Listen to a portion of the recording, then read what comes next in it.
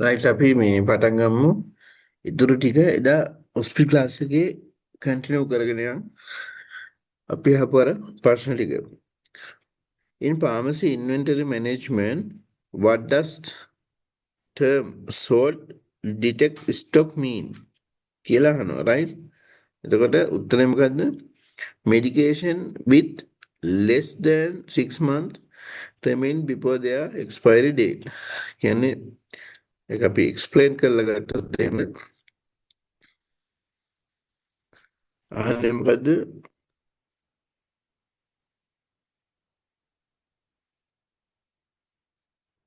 In pharmacy inventory management එක කියලා තමයි අහන්නේ. What does the term මොකද term එක කියලා අහනවා sort detect stock mean කියන්නේ ඔයා යම්කිසි බෙහෙත් ප්‍රමාණයක් ඔයාගේ ඉන්වෙන්ටරි එකේ මැනේජ් කරනකොට sort expiry බෙහෙත් කොහොමද මැනේජ් කරන්න කියලා තමයි මෙතන අහන්නේ right එතකොට සාමාන්‍යයෙන් අපි 6 month මාස 6කට කලින් ඒවා එළියට ගන්න ඕන right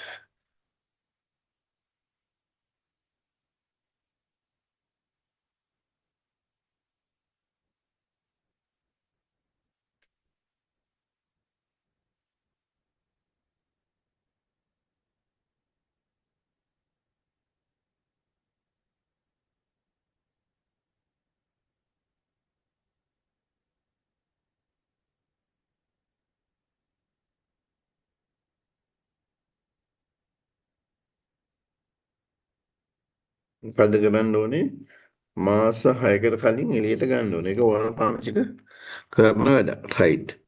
මොකක්ද අහන්නේ in pharmacy inventory management right ලියාගන්න. In pharmacy inventory management what does term sort detect stock mean? يعني stock එක කොහොමද මේන්ටේන් කරන්නේ අපි salt expiry ඒ වගේ උත්තරේ තමයි medication with less than 6 months remain before expiry date මේ drug එකේ expiry date එකට මාස 6කට කලින් තමයි අපි ඒක එළියට ගන්න ඕනේ right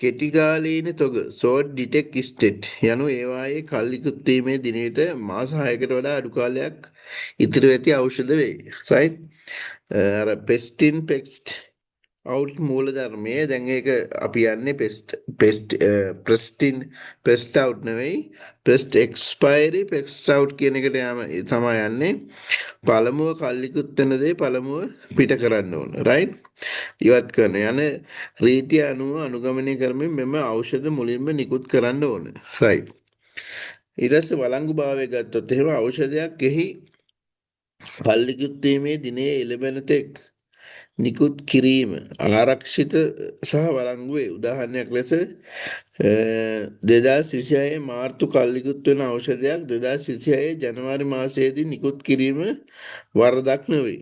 රයිට් එහෙම තියෙනවා. කියන්නේ ඖෂධයක් එහි විකුත් වීමේ දිනේ එළඹෙන තෙක් නිකුත් කිරීම ආරක්ෂිත හා වළංගු. ඒ කියන්නේ ඕනෑම බෙහෙතක් ඒකේ එක්ස්පයරි ඩේට් එක වෙනකන් අපිට නිකුත් කරන්න පුළුවන්. රයිට්. ඒකේ තියෙනවා මෙන්න මෙහෙම දෙයක්. ඒක හොඳට ඔය ෆාමසි එක වැඩ කරන කට්ටිය දැනගෙන ඉන්න ඕනේ right අපි ගත්තොත් එහෙම දැන් එක්ස්පයරි ඩේට් එක සමහර ඒ වගේ ගහලා තියෙනවා මෙහෙම මොකද එක්ස්පයරි ඩේට් එක right ගහලා තියෙනවා මෙහෙම අපි තුන් 2026 3 කියලා එතකොට 2026 3 කියන්නේ 2026 මාර්තු. එතකොට 2026 මාර්තු 3 කියලා ගහලා තිබුත් ඒක මාර්තු 31 වෙනකන් තමයි ඒ බෙහෙත් පාවිච්චි කරන්න පුළුවන්. right?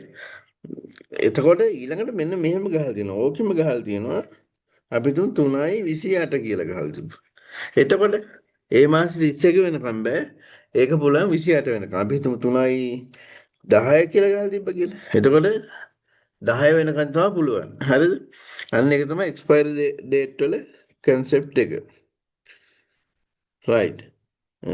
අපි ගත්තොත් එහෙම ඊට පස්සේ මේක කොහොමද කළමනාකරණය කරන්නේ? මේවා ඖෂධ හඳුනා ගැනීම මගින් ඒවා ඉක්මනින් පාරිභෝගිකයන්ට ලබා දීමට හෝ අවශ්‍ය නම් සැපයුම් කරුවෙත ආපසු එවිට පියවර ගත කියන මාස 6කට කලින් අපි ෆාමසි එකේ තියෙන බෙහෙතක් එක්ස්පයරි ඩේට් එක දැනගත්තන් පස්සේ අපිට පුළුවන් ඒක අපිට මේ බෙහෙත් දාපු කට්ටියට යවන්න ඩිස්ට්‍රිබියුටර් හරහා යවන්න. එහෙම නැත්නම් අපිට පුළුවන් ඒක පේෂන්ට් දීලා ඉවරයක් කරන්න. රයිට් මේක අපි දැන් මේ යන්නේ මේ ඉන්වෙන්ටරි මැනේජ්මන්ට් එක පැත්තේ. රයිට්. ඊළඟට ගත්තොත් එහෙම අපිට ඊළඟට ග්ලූකෝමීටර් හරි. අපි ඊළඟ ප්‍රශ්නේ තමයි යන්නේ right.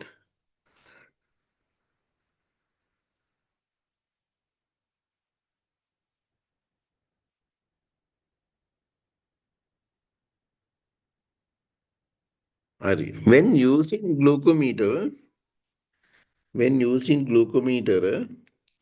how many hours after meals should a patient typically perform a postprandial test? Postprandial test. Again, PPVS වෙන්නදී අහන්නේ බලමු.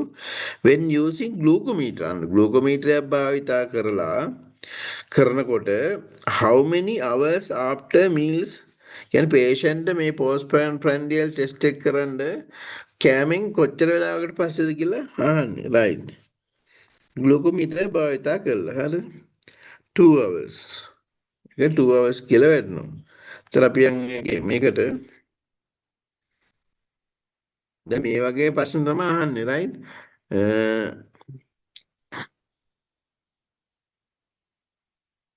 මොකක්ද අහන්නේ when using glucometer how many hours after meals should a patient typically perform a postprandial test.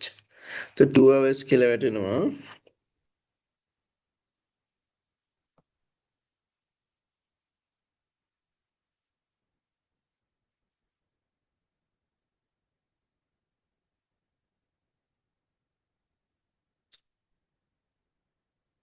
ඒතර ඔස්පි එකේ මේ වගේ ප්‍රශ්නයක් ටක් ගාලා විනාඩි 3න් මොකද කරන්න පුළුවන් වෙන්න ඕනේ?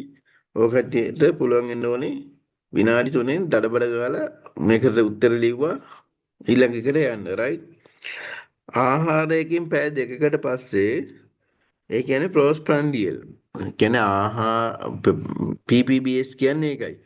කෑම කාලා පැය දෙකක් ගියාට පස්සේ රුධිර සීනි පරීක්ෂා කිරීමෙන් ශරීරයේ ආහාරවල අඩංගු සීනි පාලනය කරන ආකාරය මැනගන්න පුළුවන්. මේ විෂය කරුණු පිළිබඳ වැඩිදුර විස්තර අපි ගත්තොත් එහෙම සාමාන්‍ය අගේ නිරාහාරව සිටින විට ඒ කියන්නේ fasting blood sugar රුධිර සීනි මට්ටම සාමාන්‍යයෙන් 70වත් 100ත් අතර තියෙනවා ඩෙසිලීටරයට මිලිග්‍රෑම්.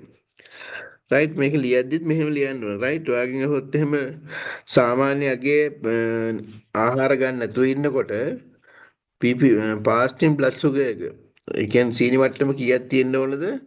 70වත් 100ත් අතර ඩෙසිලීටරයට මිලිග්‍රෑම්. රයිට් පරීක්ෂා කළ යුතු ආකාරය රෝගියෙකු නිරාහාරව සිටින විට ආහාර ගෙන පැය දෙකකට පසු හෝ කලාන්තය වැනි රෝග ලක්ෂණ ඇති විට රුධිර සීනි මට්ටම් පරීක්ෂා කරන්න ඕන PPBS එකේ right.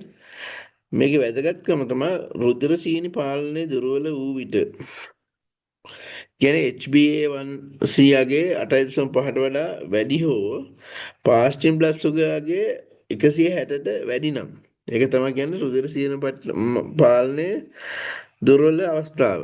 වෛද්‍ය උපදෙස් ලබා ගැනීම සහ ඖෂධ භාවිතය පිළිබඳ නැවත සැලකිලිමත් වීම වැදගත් වෙනවා. right. එහෙනම් සාමාන්‍යයෙන් මේක අපි දැනගන්න ඕනේ මේ ටෙස්ටිං ගැන පොඩි අපිට තියෙන්න ඕනේ දැනුවත් වීමක්. right. If a child weight 15 kilogram and dose is uh, day per kilogram milligram 10 right in 3 device doses. What is the single dose in milligram? ඒකේ තියෙන calculation එකක් right. So 15 milligram කියලා එනවා අපි යමු calculation එකට.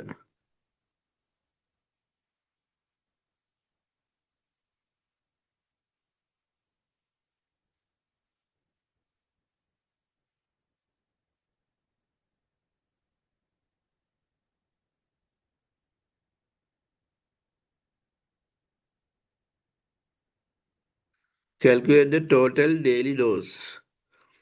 Multiply the child weight by the prescribed dose per kilogram.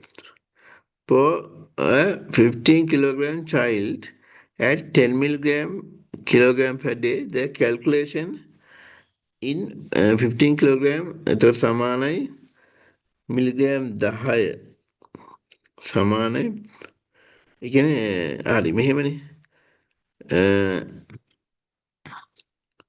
දැන් ගත්තොත් එහෙම මෙතන කැල්කියුලේෂන් එක මෙහෙමයි හදන්නේ right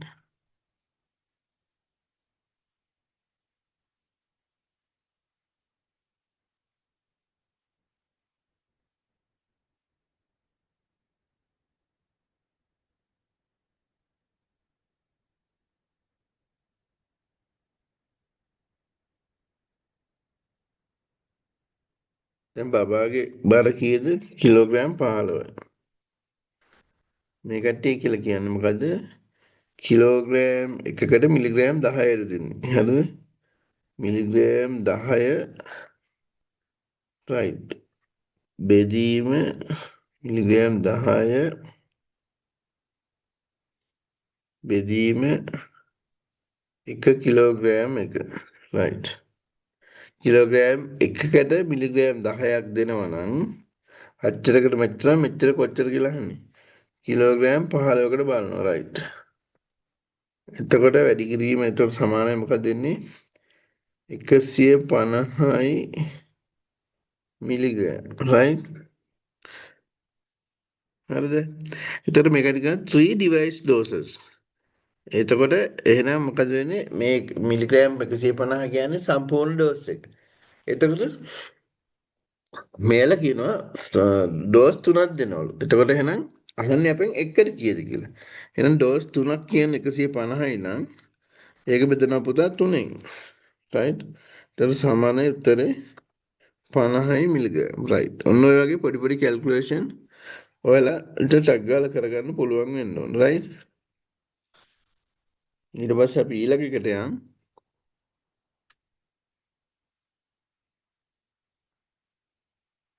why is ointment prepared over cream for treatment of dry scaly eczema? Right. Ointment are more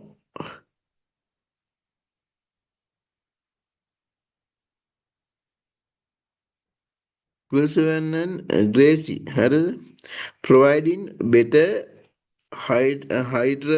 hydration for dry skin. ප්‍රශ්නය අහන්නේ මොකද්ද මෙන්න මේක.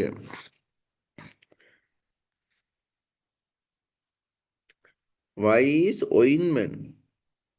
Why is ointment prepared over a cream for treatment of dry treatment එකට මේ ගාන විදිහ අහන්නේ රයිට් ක්‍රීම් එකයි ඔයින්ට්මන්ට් එකයි අතර වෙනස තමයි අහන්නේ අපි යන් එක විස්තර කරන්න.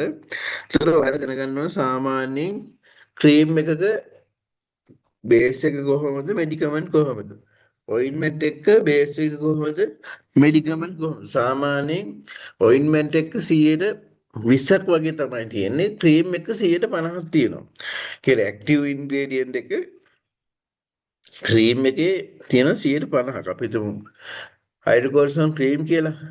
ඒතර හයිඩ්‍රෝකෝර්ටිසෝන් ක්‍රීම් කියන ගත්තාම හයිඩ්‍රෝකෝර්ටිසෝන් තියෙනවා ඒකේ ක්‍රීම් එක තුළ 50ක් ක්‍රීම් එකේ. ඔයින්ට්මන්ට් එකේදී තියෙන 20යි. අන්න ඒක හොඳට ඔළුවේ දාගන්න ඕනේ. ඒතර ක්‍රීම් සහ ඔයින්ට්මන්ට් අතර වෙනස්කම් අපි සංසන්දනය කරන්න දැනගෙන ඉන්න ඕනේ. රයිට්?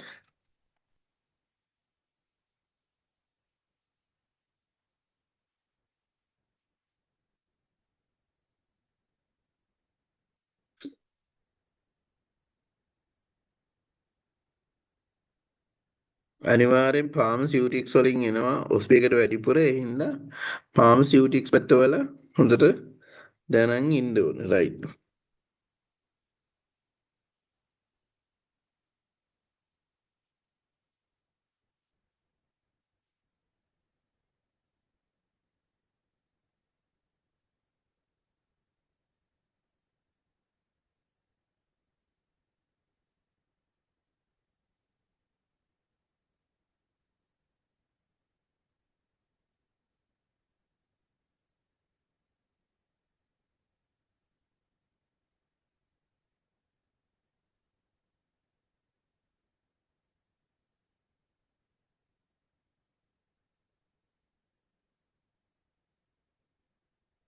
හොඳට දැනන් ඉන්න ඕන පාමස.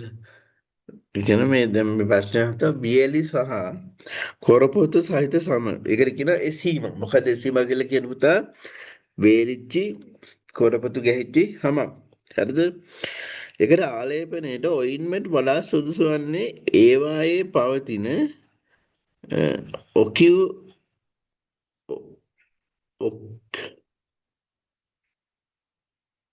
ඔක්ලසිව් ඔක්ලසිව් ගුණය නිසා එමගින් සමමත ආරක්ෂිත ස්තරයක් සාදා තෙතමනේ දැන් ඔයිලි ගතිය තියෙන හින්දා ඒක සමමත මොකද ස්තරයක් හදලා තෙතමනේ පිටතට යාම වළක්වන. එහෙනම් වේලිච්චි කොරපතු ගැහිච්චි කියන්නේ එකට අපි දෙන්න ඕන ඔයින්ට්මන්ට් එකක්. ආලේපන හා ක්‍රීම් අතර වෙනස්කම් බලමු. එතකොට බලමු දැන් කියන්නේ මෙතන ප්‍රශ්නය අහන්නේ කොරපොතු ගැහිච්ච සමකට ඔයින්ට්මන්ට් එක වඩා හොඳයි කියලා. ඒකේ තියෙන අර ඔයිල් ගතිය හින්දා තෙත ස්තරයක් හදලා දෙනවා හැම මත. එතකොට මේ එතනින් තෙතමනේ පිටතට යාම වළක්වනවා. රයිට්.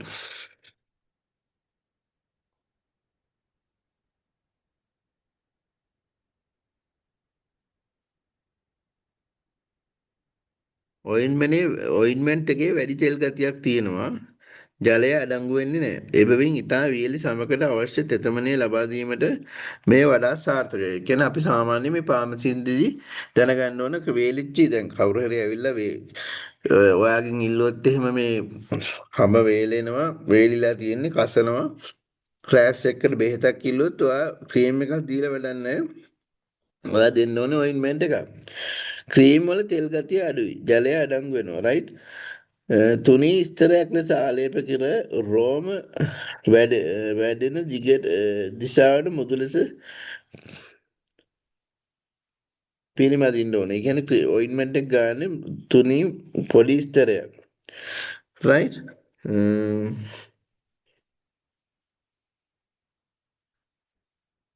අපි ගත්තොත් එහෙම ක්‍රීම් and ointment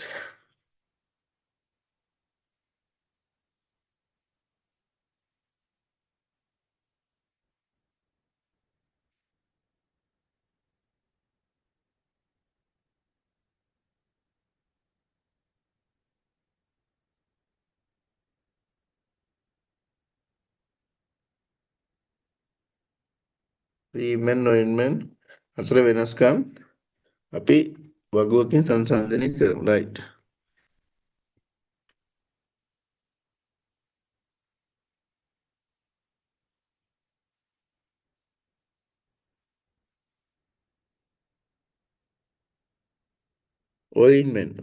ඔයින්මන්ට් කියන එකේ තෙල් තියෙනවා ජලය අඩංගු වෙන්නේ නැහැ. හරිද? ලියාගන්න. ක්‍රීම් එකේ තෙල් ගතිය අඩුයි ජලය අඩංගු වෙනවා. රයිට්. තෙතමනය ගත්තත් සමමත ආරක්ෂිත ස්තරයක් සාදා තෙතමනේ රඳවා ගනී. හරිද? ඊට පස්සේ සමට ඉක්මනින් අවශෝෂණය වෙනවා. දැන් ක්‍රීම් එක මොකද කරන්නේ? හැමේ ආරක්ෂිත ස්තරයක් හදලා තෙතමනේ රඳවා ගන්නවා. ඔයින්ට්මන්ට් එක. රයිට්. ක්‍රීම් එක මොකද කරන්නේ? සමට ඉක්මනින් අවශෝෂණය වෙනවා. එතකොට භාවිතා කරන්නේ වියලි සහ කොරපොතු සහිත සමට ඩ්‍රයි ස්කෑලි ස්කින් එකට වඩා සුදුසුයි ඔයින්ට්මන්ට් එක. රයිට්. සාමාන්‍ය හෝ තෙත් සම සඳහා බහුලව භාවිතා වෙන්නේ ක්‍රීම් එක.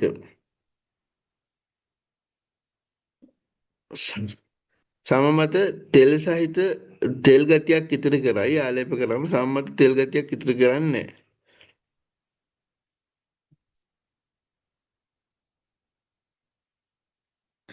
අපි යන් ඊළඟ එකට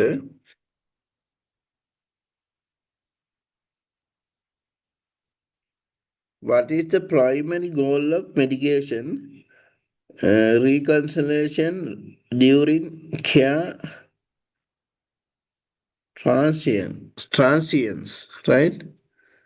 Primary goal of medication reconciliation during care translation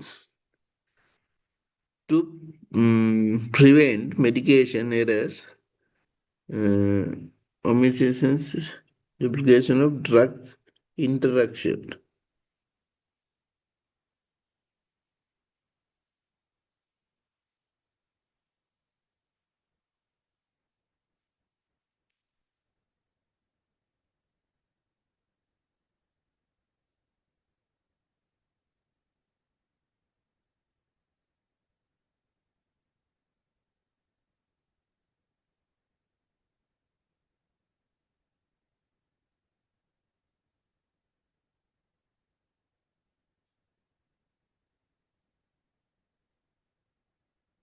දැන් ප්‍රිස්ක්‍රිප්ෂන් රීකැන්සලේෂන් කියලා එකකුත් තියෙනවා. ඩ්‍රග් ඒ කියන්නේ දැන් අපි ගත්තොත් එහෙනම් ප්‍රිස්ක්‍රිප්ෂන් එක ගිය පාර දුන්න බෙහෙත් ටිකයි මේ පාර දුන්න බෙහෙත් ටිකයි රීකැන්සලේෂන් කරනවා. එහෙම නැත්නම් මෙතන අදහස් කරනවා බෙහෙත් අතර. සාමාන්‍යයෙන් අපි රීකැන්සලේෂන් එකට යන්න ඕන රයිට්. ඖෂධ ප්‍රති සන්ධානය. ඒ කියන්නේ මෙඩිකේෂන් රීකන්සලේෂන් කියලා කියන්නේ රෝගියෙකු එක් ප්‍රතිකාර මට්ටමක සිට තවත් ප්‍රතිකාර මට්ටමකට මාරු වෙන විට උදාහරණයක් ලෙස රෝහලට ඇතුළත් කිරීමේදී හෝ පිටත් කිරීමේදී. දැන් පේෂන් කෙනෙක් බෙහෙත් ටිකක් බිබී ඉන්නවා. ඉන්නකොට හොස්පිටල් එකේ ඇඩ්මිට් කරනවා. එතකොට ඇඩ්මිට් කරලා බෙහෙත් දෙන්න යද්දී සහ කලින් දුන්න බෙහෙත් අතර තියෙන සංසන්දනය කිරීලා බැලීමක් තමයි මෙතන සාමාන්‍යයෙන් අදහස් කරන්නේ. යනු ඖෂධ සියලුම ඖෂධ පිළිබඳ නිවැරදි ලේඛනයක් සකස් කිරීමේ විධිමත් ක්‍රියාවලියක්. මෙහි ප්‍රධාන කරුණු තමයි වැරදි වැළැක්වීම. ඖෂධ මාත්‍රාවක් වැරදීම, අත්‍යවශ්‍ය ඖෂධ අතපසු වීම. එකම ඖෂධයේ කීපවරක් ලබා දීම. ඩුප්ලිකේෂන්. හෝ ඖෂධ අතර ඇති අන්තර්ක්‍රියා වැළැක්වීම මෙහි අරමුණයි. රයිට්. එහෙනම් මොකද්ද අපි දෙකක් සංසන්දනය කරන. කියන්නේ මෙඩිකේෂන් රීකන්සිලේෂන් කරන එකේ වැදගත්කම. අනිවාර්යෙන් රීකන්සිලේෂන් කරන්න ඕන. මොකද දැන් අපිට ෆාමසියට බෙහෙත් ගන්නවා කියන්නේ.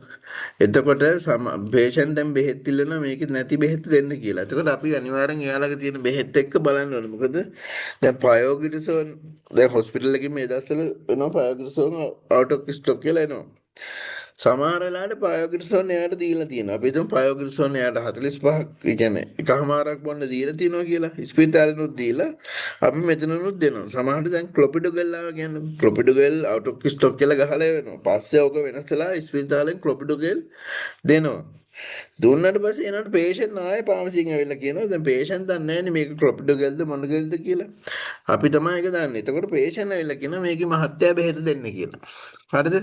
ඔයාත් ඉතින් පට ගාලා ඔයාට බිල ගහ ගන්න ඕනේ මේ ඔයාටත් ඕනේ ඉතින් බිස්නස් එක කියලා ඔයාත් ක්ලොපි වාස් හරි මොකක් හරි ඔය ක්ලොපැක් කියන බ්‍රෑන්ඩ් එකකින් ක්ලොපිඩෝගල් ටිකක් දීලා අරනවා. හරිද?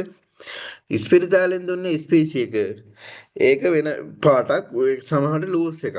ඔයා දෙනවා මෙහෙන් කාඩ් එකක්. ඒතර ලෙඩා මොකද්ද හිතන්නේ? ලෙඩා රෝගියා මොකද්ද හිතන්නේ? මේක එකම බෙහෙතක් අනිත් එක අර බෙහෙතක් කියලා දෙකම ක්ලොපිඩෝගල් බොනවා. ක්ලොපිඩෝගල් 75ක් බොනවා අර මෙහෙන් දෙන පාමසින් දෙන 75ක් බොනවා. ඒතර ලෙඩාට අවුල් වෙනවනේ. අන්න ඒ වගේ වැරදි වළක්වා ගන්න. රයිට් මේ ප්‍රිස්ක්‍රිප්ෂන් රීකන්සිලේෂන් කරන්න. එතකොට ඔයාලට මේක SCQ ප්‍රශ්නයක් විදිහට එන්න පුළුවන්. What are the write the 5 advantages of prescription reconciliation, medication reconciliation. හරිද? එතකොට පළවෙනි එක තමයි බෙහෙත් වැරදියට පාවිච්චි කරන එක වළක්වා ගන්න. Right? Prevent wrong medication take to the patient. Right. ඊළඟ එක තමයි සමහර බෙහෙත් මිස් වෙනවා. ඒ කියලා කියන්නේ දැන් අපි ගත්තොත් එහෙම සමහර බෙහෙත් මිස් වෙනවා. ඒ කියන්නේ දැන් පේෂන්ට් හොස්පිටල් එකෙන් දීලත් නැහැ මේ බෙහෙත. අපි දෙන්නෙත් නැහැ. ඒතර පේෂන්ට් දැන් අපි හිතමු මෙට්ෆෝම් දැන් මෙහෙම දෙනවා. කන්ටිනියුස් එම් කියලානේ ගහන්නේ. කන්ටිනියුස් එම් කියලා ගහුවන් පස්සේ දැන් සමහර ෆාමසිල කට්ටිය ඕක දන්නේ නැහනේ. මේ දැන් ඔන්න අද ක්ලිනික් යනවා. ක්ලිනික් ගියාට පස්සේ දැන් මේවා ඉගෙන ගන්න ඕනේ ඇයි? මේවා ඉගෙන ගන්න ඕනේ සාමාන්‍යයෙන් අපි ප්‍රැක්ටිකලිව ෆාමසියේ පාවිච්චි කරන්නේ නැත්තම් තියරි නෝට් එකකින් කටපාඩම් කරලා ඔළුවේ තියාගන්න නෙවෙයි. රයිට්? දැන් පේෂන්ට් එනවා. ආවට පස්සේ ඒක තමයි කියන්නේ අත්දැකීම ඕන කියලා. දැන් එයාගේ පොතේ ගහලා තියෙනවා CST 1 month කියලා. කියන්නේ එතකොට ඔක සමහර අය දන්නේ CST 1 month කියලා ගහලා මෙන්න මෙහෙමයි ගහන්නේ. හරිද?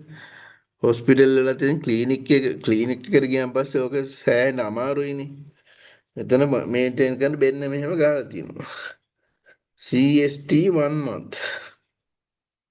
right? ඕම ගාල් තියෙනවා. එතකොට ඕක බලනවා සමහර දැන් දන්නේ නැති ඔය පුරුදු වෙන කෙනෙක් කරේ මේ දැක්කොත් එහෙම මෙතන 100 බෙහෙත් නැහැ.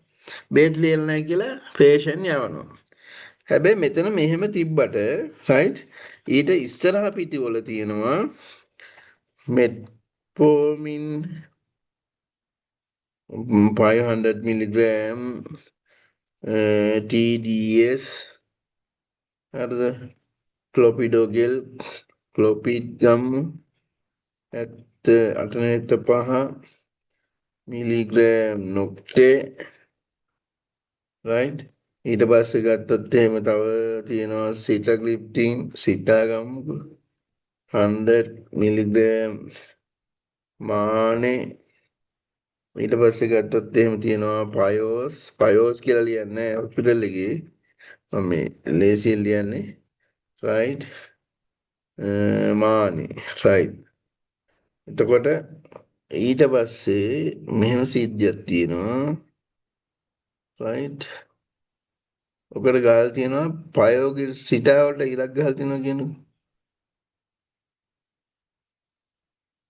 මෙන්න මේ ඔව්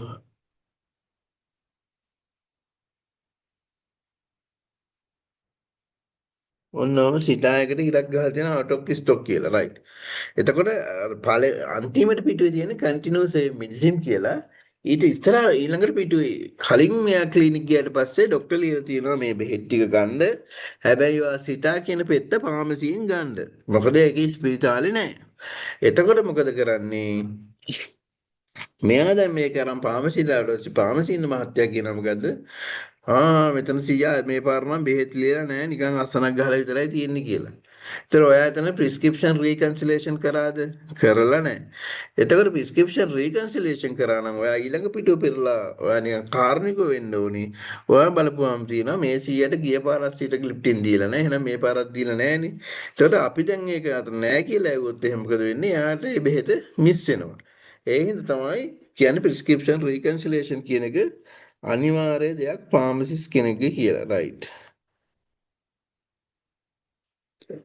වැරදි වලක්වා ගන්න. එතකොට ඒක එකක්. ඖෂධ අතර අන්තර්ක්‍රියා සමහරට මෙහෙම තියෙනවා. දැන් මෙයා අපිට මේ අපි කොස්පියකේදීම කතා කරා මේ පේෂන් වෝපරින් ගන්න පේෂන් කෙනෙක් රයිට් වෝපරින් ගන්න පේෂන් කෙනෙක්. එතන මෙයාට හැම පාරම වෝෆරින් right 3 මිලිග්‍රෑම් කියන්නේ 3 මිලිග්‍රෑම් 1 එකෙන් 3ක් 6 pm වලට දෙනවා right 6 pm වලට දෙනවා. එතකොට ඕක දිගටම ලියලා තියෙනවා. එතකොට මේ පාර continuous medicine කියලා ගහලා right 1 month කියලා ගහලා මෙයාට බඩේ අමාරුවක් හැදිලා තියෙනවා. ඒකට දීලා තියෙනවා Cipro Floxacin right Ciprofloxacin ලියලා තියෙනවා 5 milligram 500 milligram BD ડોක්ටරත් ඒක මග අරලා මෙයා වෝපරින් ගන්නවා Ciprofloxacin ලියලා තියෙනවා. එතකොට පාමසි මහත්තයා මොකද ගන්නේ? ආන්න ගත්තා ගිහිලා Ciprobit පෙට්ටිය කීයක්ද ඕනේ? 5 days වලට BD 10ක් කියලා දාලා දෙනවා. ඒතර එයා ප්‍රිස්ක්‍රිප්ෂන් රීකන්සිලේෂන් කරාද? එයා කරේ නෑ. එතකොට මොකද්ද අපිට එතන එන්නේ? එහෙනම් Ciprofloxacin ගන්න බෑ මොකද එතකොට වෝපරින් වල අපි ඉගෙන ගත්ත මේ කලින් පාඩමේදී වෝපරින් වල ඉෆෙක්ට් එක වැඩි කරනවා. එතකොට මේ පේෂන්ගේ තුවාලයක් තියෙනවා. එතකොට මේ සම්බන්ධව ඉන්ක්‍රීස් බ්ලීඩින්.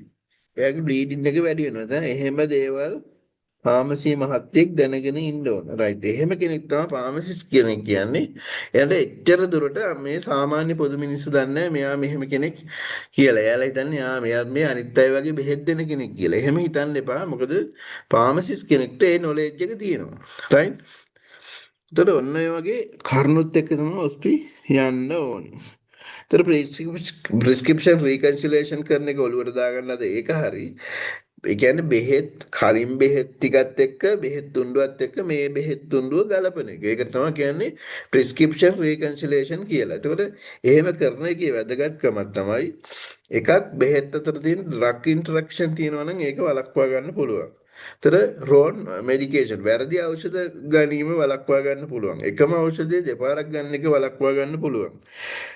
තව දෙයක් තමයි අවශ්‍ය තොරතුරු මෙම ක්‍රියාවලිය සම්පූර්ණ කිරීමට ඖෂධයේ නම ප්‍රබලතාවය මාත්‍රාව භාවිතා කරන වාරගාන එය ලබා ගැනීම හේතු යන තොරතුරු අවශ්‍ය වෙනවා. එතකොට මෙන්න මේ වගේ දේවල්. ඖෂධ මාත්‍රාවක් වැරදීම අත්‍යවශ්‍ය ඖෂධ අතපසු වෙන එක. බෙහෙත මගහැරෙන එක. එතකොට ඔන්න ඔය ටික දැනගෙන ඉන්න රයිට්. රෝගයාගේ ආරක්ෂාව තමයි මේකෙන් අපි බල වැදගත් වෙන්නේ. එතකොට අපි දැන් අදට මේ ක්ලාස් එක මෙතනින් නිමා කරනවා. අපි